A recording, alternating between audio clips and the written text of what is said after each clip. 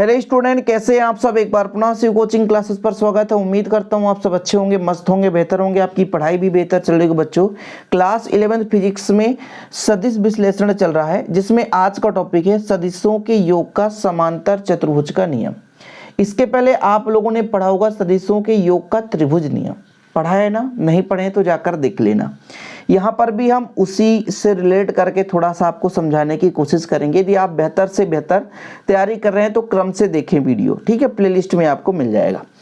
बच्चों, हमारे पास दो सदिश है और इनका हम योग कर रहे हैं। कुल मिलाकर के इनको हम समांतर चतुर्भुज के द्वारा प्रदर्शित करना चाहते हैं। समांतर चतुर्भुज का मतलब क्या होता है?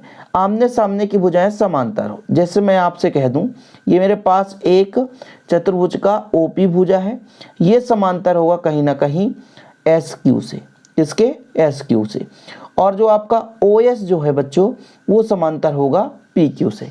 यानी कहने का मतलब ये हुआ कि जिस चतुर्भुज में आमने सामने की भुजाएं समांतर होती हैं तो वो समांतर चतुर्भुज कहलाता है। या ऐसा भी हो जाए कि आमने सामने की भुजा क्या है? बराबर हूं, तो फिर आपके समांतर चतुर्भुज, क्योंकि आयत भी समांतर चतुर्भुज होता है, वर्ग भी समांतर चतुर्भुज होता है। तो यहाँ पर हमने एक समांतर चतुर्भुज ले ली है। इसमें हम क्या करेंगे? सदिशों के योग का नियम दर्शाएंगे। अब नियम कैसे दर्शाएंगे? हमारे पास दो सदिश हैं, ए और बी।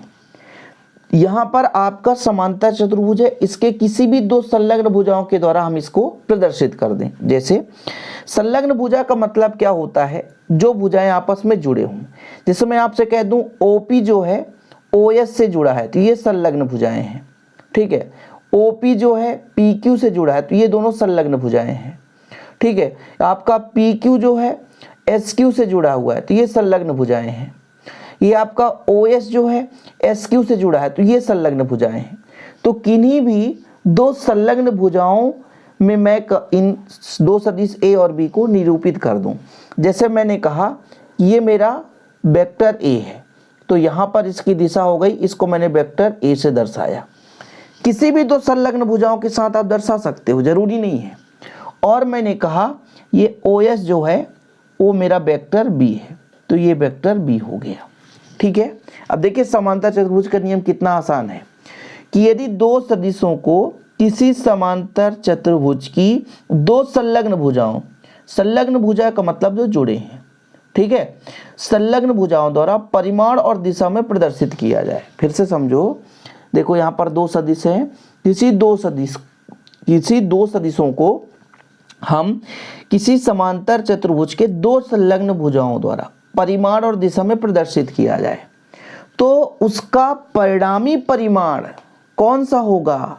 उसका परिणामी परिमाण जो होगा वो विकर्ण से प्रदर्शित किया जाएगा, और उस विकर्ण से प्रदर्शित किया जाएगा जो कि दोनों भुजाओं के कटान बिंदु से होकर जाता है।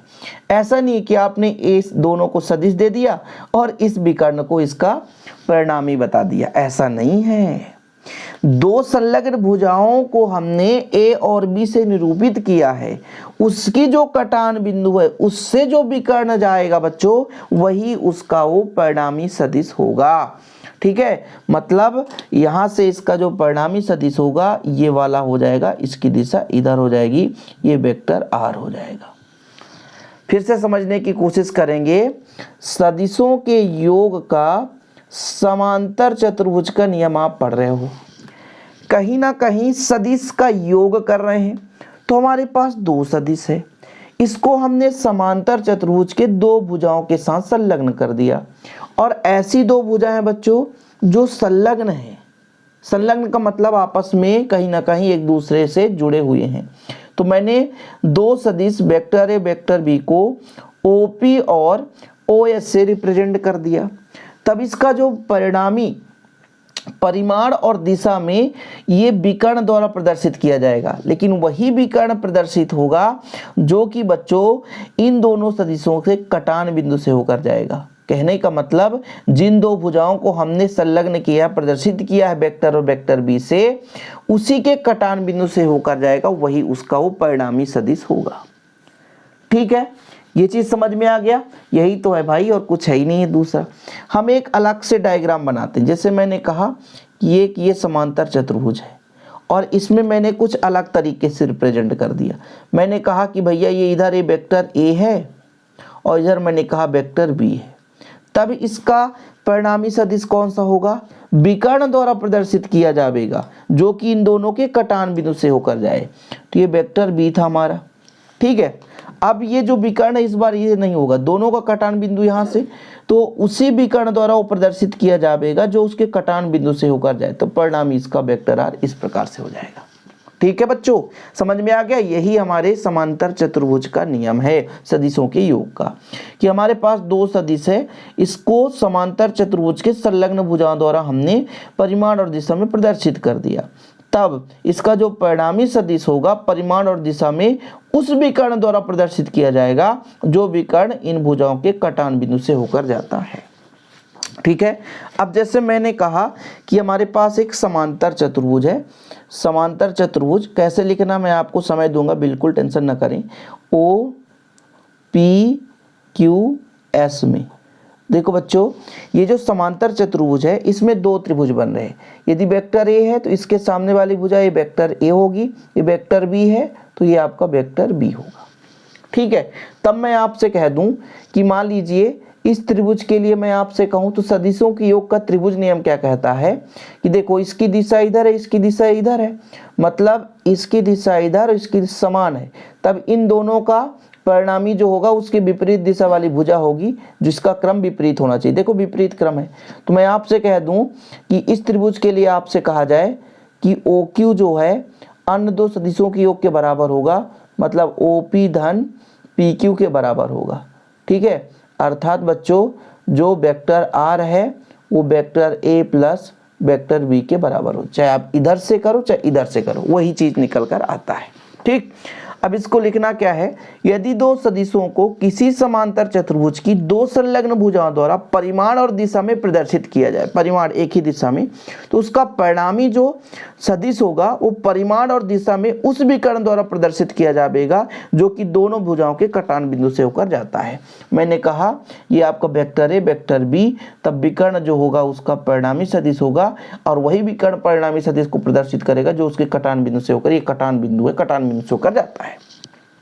माना ए और बी दो सदिश है जो कि समांतर चतुर्भुज के भुजाओं में ये प्रदर्शित किया गया है। यदि परिणामी आर हो तो मैंने आपसे त्रिभुज लेकर बता दिया कि ओपी धन, जैसे मैं कहा ओपी धन पी क्यू बराबर आपका हो जाएगा ओ क्यू। ठीक है। तो ओपी धन पी क्यू बराबर हो जाएगा ओ क्यू, तो vector A plus vector B बराबर वेक्टर आर। ठीक है, चीजें क्लियर। यही समांतर चतुर्भुज का नियम हो गया सदिशों के योग का। स्क्रीनशॉट ले लें आप लोग, समय दे रहा हूं, आप लोग स्क्रीनशॉट ले लें क्योंकि एग्जाम में पूछा जाता है और आपसे बनना भी चाहिए। ठीक है। इसका जो परिमाण होता है उसे निकालने का मैं 2-4 क्वेश्चन करा दूंगा ताकि आप लोगों को दिक्कत ना हो सके। आज के लिए इतना ही। वीडियो पसंद आए तो लाइक करके शेयर कर दें। यदि नोट्स लेना है तो कॉन्टैक्ट नंबर मैं आपको शेयर कर दूंगा, अपना पर्सनल नंबर बच्चों 9685 29 91 49, ये मेरा पर्सनल नंबर है, इस पर आप कांटेक्ट करें, नोट्स ले लें, है ना। और डिस्क्रिप्शन पे ऐप का लिंक होगा, वहाँ पे आप ज्वाइन हो जाएं, जुड़ जाएं। ओके, आज के लिए इतना ही। जय हिंद, वंदे मातरम।